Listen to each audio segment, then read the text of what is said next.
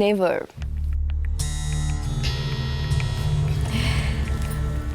তোমার শ্রীময়ীর প্রতি খুব হাই রেসপেক্ট, খুব উঁচু ধারণা। তোমার খুব খারাপ লাগছে এটা ভেবে না যে শ্রীময়ী এরকম কিছু একটা করতে পারে। কিন্তু কি বলে অনিন্দা, আমি শিওর, আমার দৃঢ় বিশ্বাস, আমি জানি যে এটা শ্রীময়ী করেছে, মানে এটা তোমাদের বাড়ি থেকে গেছে। এই প্লিজ, যতই তুমি বাড়ির কথা বলো না কেন যে বাড়ি থেকে গিয়েছে, আসলে তুমি শ্রীময়ীর কথাই মিন করছো। তোমার মনে হচ্ছে শ্রীময়ী গিয়ে সম্বিতকে ফোনে এই কথাগুলো বলেছে, আমাদের সম্পর্কের কথা, বা ওর কাছে গিয়ে বলেছে? তোমার কি মনে হয় না সম্বিত আমাদের রিলেশনশিপের কথা জানতো? আমার সঙ্গে তোমার সম্পর্কের কথা সম্বিত জানতো না?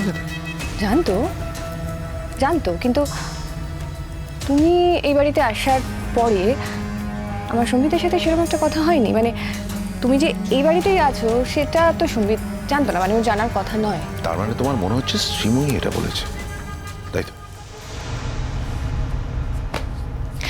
অনিন্দদা,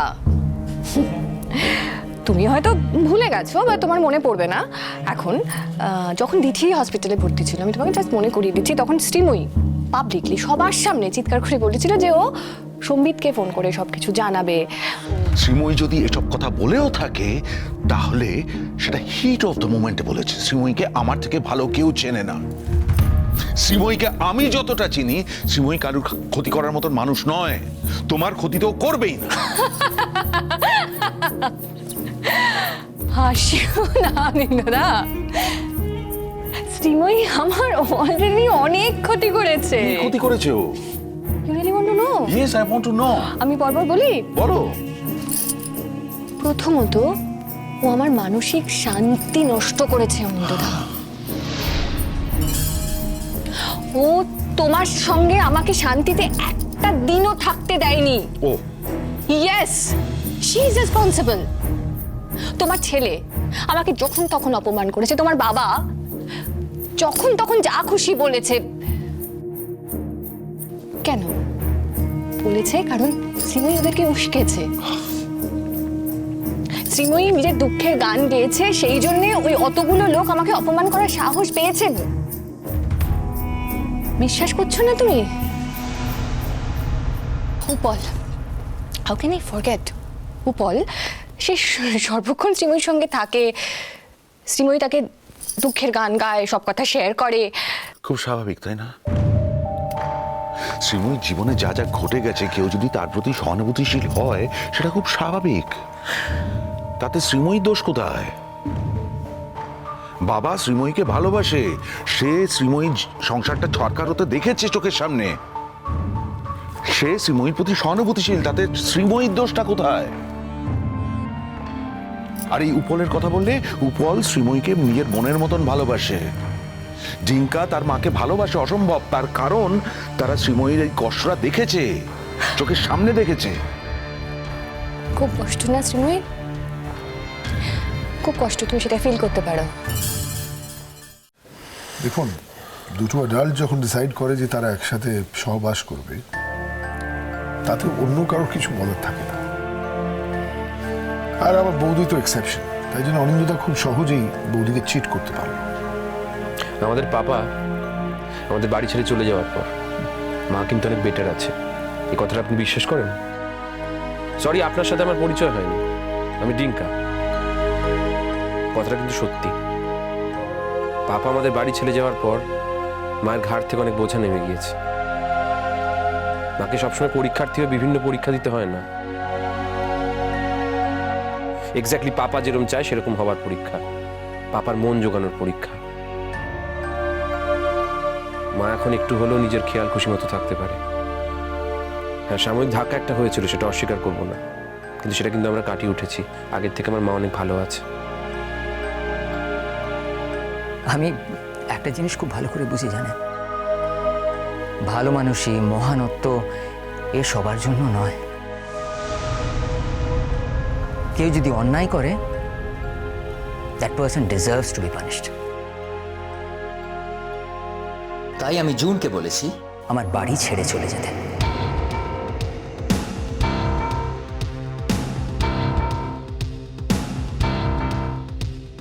তোমার বাড়িটা মানে? আগে জুন গুহ যে বাড়িতে থাকে সেই বাড়িটা আমাদের জয়েন্ট ওনারশিপ। তবে মাসের পর মাস ওই বাড়ির ইএমআই আমিই পে করে যাচ্ছি। তাই যে বাড়ির ইএমআই আমি পে করছি সেই বাড়িতে জুন গুহ একজন অন্য পুরুষকে নিয়ে সংসার করবে, সরি আমি সেটা মেনে নিতে পারলাম না। তাই আমি ওকে নোটিশ দেবো যে 7 দিনের মধ্যে ও যেন আমার বাড়ি ছেড়ে চলে যায়। আর যে লোক নিজের সংসার ছেড়ে, নিজের ছেলে মেয়ে ছেড়ে জুন গুহর সঙ্গে থাকতে পারে তাকে তার সম্পূর্ণ দায়িত্ব নিতে হবে। আর সেটা যদি না পারে এই ভালোবাসা দুদিনে মিলিয়ে যাবে। আপনি মিলিয়ে নেবেন আমার কথা। বৌমা, ভিজিটিং আওয়ার্স তো শেষ হয়ে গেল, আমরা তাহলে এবার উঠি। কালকে আসবো, কালকে দেখা হবে। আর তোমার যদি ছেড়ে দেয় তাহলে তো কথাই নেই। হ্যাঁ উপালদা, বাবাকে সাবধানে নিয়ে যেও। তুমি এই নিয়ে চিন্তা করো না বলি। হ্যাঁ চলুন বাবা। বাই দ্য ওয়ে, আপনাকে একটা কথা বলি। বাই এনি চান্স আপনার স্ত্রী মানে জুনের সাথে কি আপনার অঙ্কে কোথাও গন্ডগোল আছে? মানে হিসেবে কোনো গন্ডগোল আছে কি? বেসিক্যালি আমি জানি না, আমি জানতেও চাই না।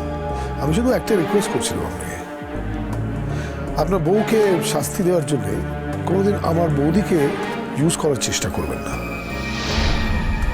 ওনাকে কি ইউজ করা যায় আপনি বলুন তো? কেউ কি সেটা ভাবতে পারে? আমার ছেলের কাছে আপনার সম্বন্ধে শুনে আমার আপনার সম্বন্ধে যা ধারণা হয়েছিল আপনাকে দেখে সেই ধারণাই রইল। তাই আমি বলছি, আপনি হয়তো নিজের জন্য কোনো লড়াই করবেন না, কিন্তু আমি আপনার জন্য লড়াইটা করব।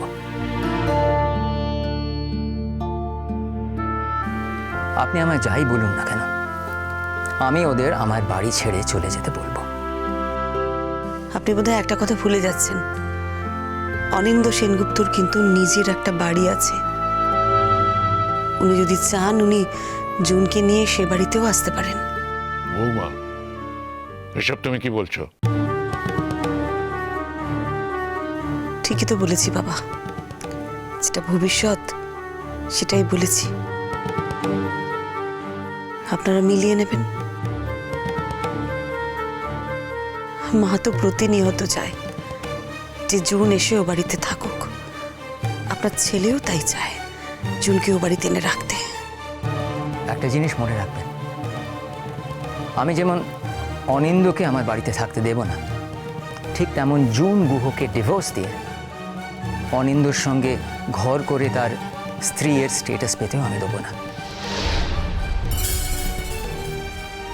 আপনার প্রতি আমার সত্যি অপার কৃতজ্ঞতা। আমি অন্য কিছু হয়তো আপনার জন্য করতে পারবো না, কিন্তু এই কাজটা আমি কিন্তু করবই। আমি কিন্তু আবার আসবো আপনার সঙ্গে দেখা করতে। নমস্কার।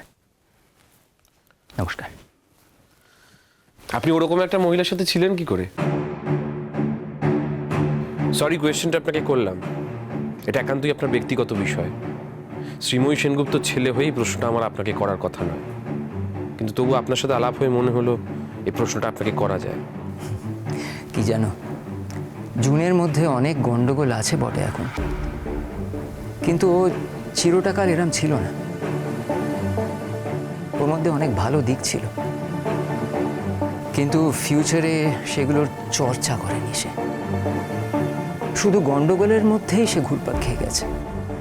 যদিও ভালো দিকগুলোর চর্চা রাখতো তাহলে হয়তো গন্ডগোলের দিকগুলো চাপা পড়ে যেত, কিন্তু সেটা তো সে করলো না। তাই জন্যে আমিও আর ওর সঙ্গে থাকতে পারলাম না। আশা করি তোমার প্রশ্নের উত্তরটা খানিকটা আমি দিতে পেরেছি। চিন্তা করো না, জুন গুহা এখন যে ধরনের মেয়ে তাতে ওর সঙ্গে কারুর পক্ষেই বেশি দিন টিকে থাকা সম্ভব না। আপনি এই কথাগুলো আমাকে কেন বলছেন বলুন তো? আপনার কি মনে হচ্ছে যে আমি অনিন্দ সেনগুপ্তর সঙ্গে থাকার জন্যে আমাদের কিন্তু ডিভোর্সটা হয়ে গেছে। আমি কখনোই বলছি না সেটা, যে আপনি অনিন্দ সেনগুপ্তর সঙ্গে থাকার কথা ভাবছেন। তাই যদি হতো তাহলে আপনার প্রতি যে আমার শ্রদ্ধা সেটা থাকতো না। আমি শুধু যেটা বাস্তব, যেটা ঘটতে চলেছে সেটাই আগাম জানিয়ে গেলাম। ভুক্তভোগী তো। যাই হোক, আমি আজ চলি, আপনাদের অনেক সময় নিয়ে নিলাম আমি। আবার আসবো, ভালো থাকবেন।